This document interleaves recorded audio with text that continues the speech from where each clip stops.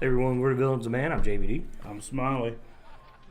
And today, for D&D, Dungeons and Discusses, we're talking about character death and reintroduction. Which seems to sometimes be a issue with a DM depending on a lot of factors. One of them being level, timing, and basically area, which I think timing and area as a DM are my top two. And how natural you want to feel. Yes, and that's the important thing. It has to feel natural. Yeah, because you don't... Unless your party doesn't care.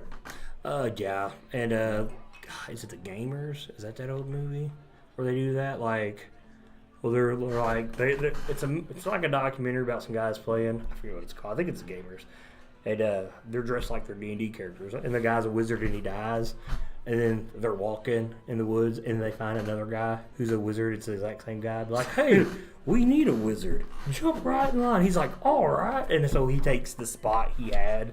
I would have in their watched walk. this. I think it's called The Gamers. It's pretty old. I didn't But, find this. you know, unless you want to be those type of guys. Which is fine. Which is fine. Style. Because a lot of people play the game for the action. They play it for the combat. But we're narrative driven. Yeah, very, very story driven. Yeah. So we've recently had some deaths in my game that's wrapped up, the Ancient Warborn, where your character Ord died. Yeah. And we talked about that quite often because you guys were very high level. And as a DM, I have a problem bringing in new characters at a high level when we're so close to the end of the game, because I don't want the game to lose the feel of what it has. And because by then you were Ord, you were attached to not only the other players at the table, but NPCs as well. You had made a lot of friends. The CC.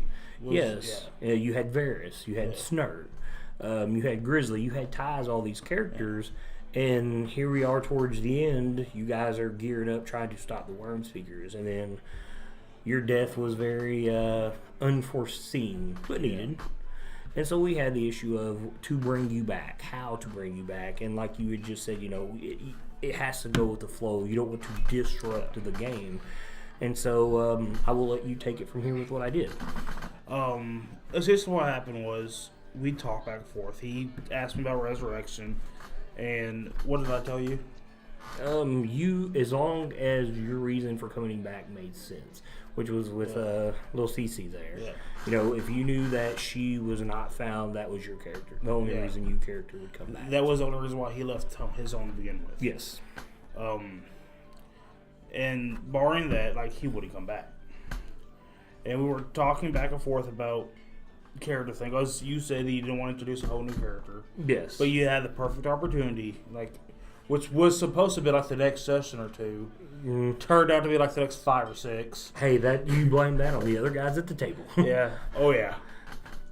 Like we said, timing. Oh, don't worry. Revenge. But that I was going to play Riker, the informant. Which I love the idea. I love fucking with people. Absolutely adore fucking with people. Which was totally different than what you were playing. Yeah. But my thing was, you know, like, they were in a tower. And if you've read, if you've done The Rise of Tiamat, we're in Zonthal's tower. Yeah.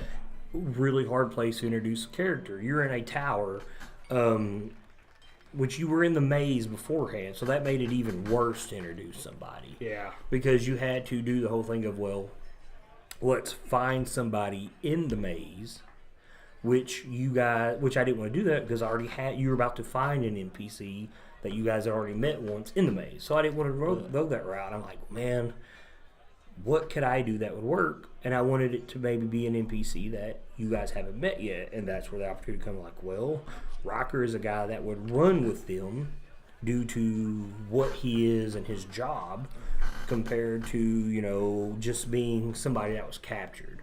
And, you know, I wanted your introduction to have impact. And even when they met Rocker, they didn't even know it was you because I'd done Rocker in the beginning. And then once Rocker became conscious, that's when you took over. So like I said, a lot of it's about timing, and you want it to not disrupt the flow of the game and make it impactful, make it meaningful. It presents an opportunity that can be either very big and momentous or falling flat. Yes. And you're at the higher levels, you want that big momentousness. Yeah, because at such a high level, everything should be on such an epic scale. So, I mean, you want something like that. Where on the lower levels, it seems almost as if, like, convenience at times. Yeah. See, at low levels, it's not so much of an issue because you're still fresh in the game, and depending on where you're at, like, for instance, in the Ancient War Born, you guys traveled a lot. Yeah. So it wasn't so bad. You were on a caravan. There was opportunities that you could have played a character there that no one had met yet. Like, Evan could have been that gargoyle he was so paranoid about. So there's opportunities there. But, higher levels, like you just said, you need something with big impact because you're reaching the end of a game. It needs to have more meaning. Oh, yeah. So, that's my thing. Like, to me, it's a lot easier for a character introduction for a new one after a death at a low level. Yeah. It's not that hard. I mean, you could literally, I would say anywhere but probably below 8th level. It's pretty simple. It's not that hard.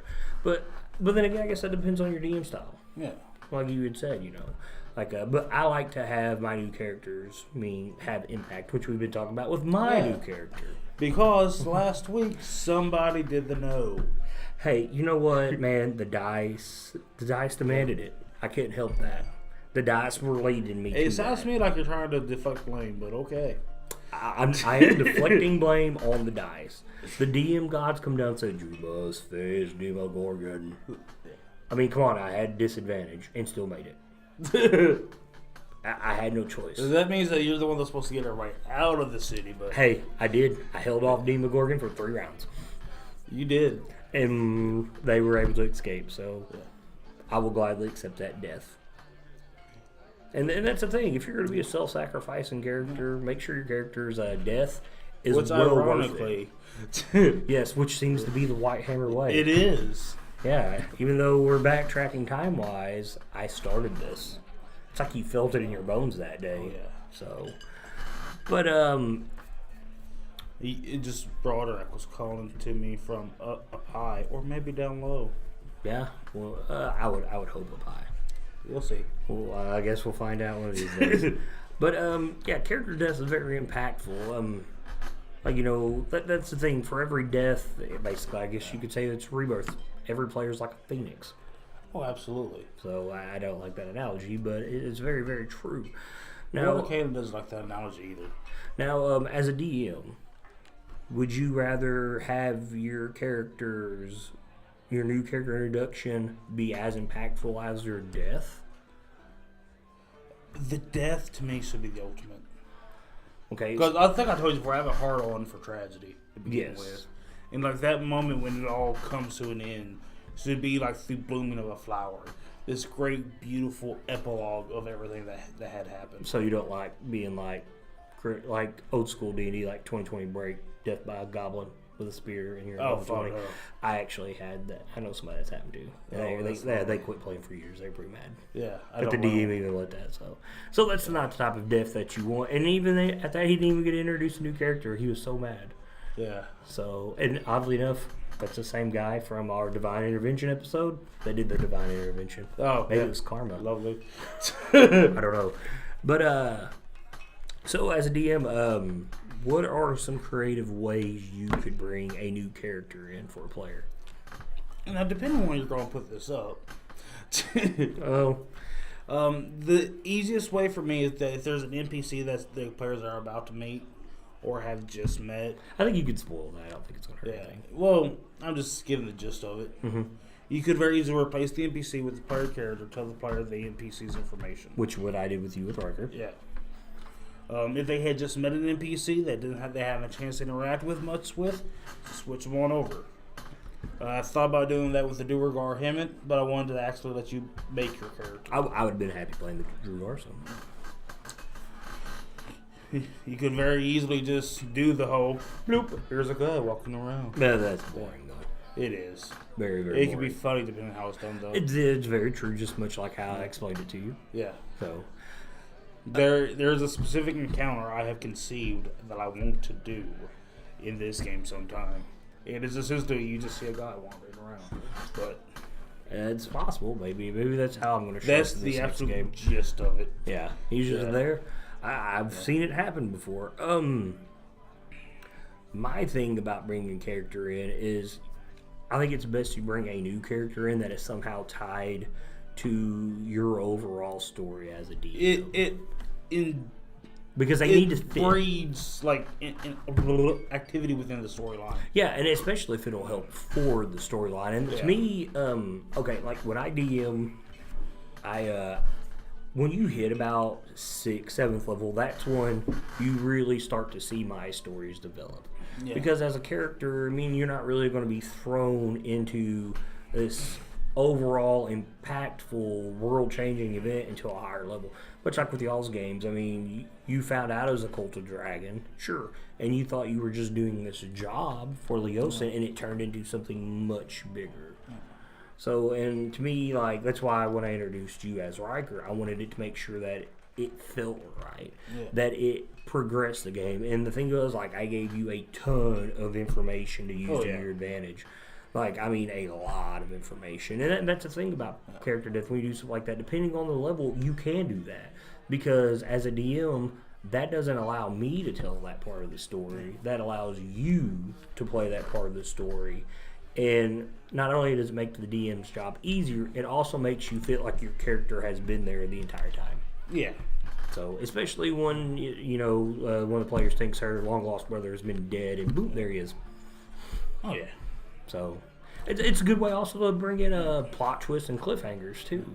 Much like with Riker, with the Vesper story, she was, her parents had got in bad with the Zentarium. They had burned her shop down, her parents' shop down, killed her father, and then basically sold her mother, and her brother into slavery. Yeah. And she was treated as a prostitute, had been bought, and was trained by a guy to take down the Zentarium. Thought her mother and brother had been dead all this entire time. Found out their mother was dead, but continued to still believe her brother was dead. Who knew the Zent turned him into a spy? Yeah. So, and which gave you guys, if Vesper's mood wouldn't have been what it was in, might have had a lot more character interaction there. Yeah. And that is another big thing. That is one of my, actually, we and James just did a 20-minute person about character interaction. And especially with new characters after a death. That is very, very important. So like I said, you want to make sure that character feels like it belongs. And even for the love of God, ask their name.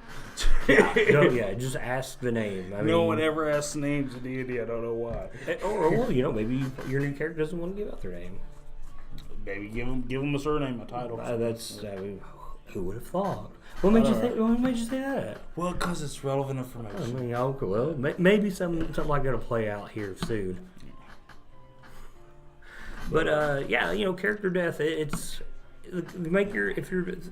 not so much about the death and the dying. It's the reintroduction of your player. Yeah. And here's the thing. To me, as a DM, if you don't make that a fun moment or a good moment for the player's new character, they tend not to take to it as well. Oh, yeah. And as a DM, that's your job, is to make sure that your player with this new character is going to enjoy the character. And the thing is, like, even with an NPC, if they've got some perks, tell them the perks, or let them develop more on the perks. And you did a pretty good job about that when you come in as Riker. Hey, can I be like this and this? I'm like, yeah, that's perfect. That's fine, because I had so much written up for him, but you guys never knew any of it. So it made I was perfectly fine with letting you do let you play him as you wanted to. So as a DM, let your new player, your new character for your player do that. Don't be afraid to tell them no on something. Let them explore their character and play your character out. So anything else you need to throw in on here? Oh, no, I think that pretty well covers. Yeah, like I said, make sure, man, if it death's impactful, make sure your character's return's impactful. Make sure that the character fits with the flow of the game. And even if they want to create a character that doesn't fit the flow of the game, as a DM, it's your job to find a way out to make it work. Yeah. But with that, we're the Villains, man. I'm JVD. I'm Smiley. Keep the dice rolling, guys.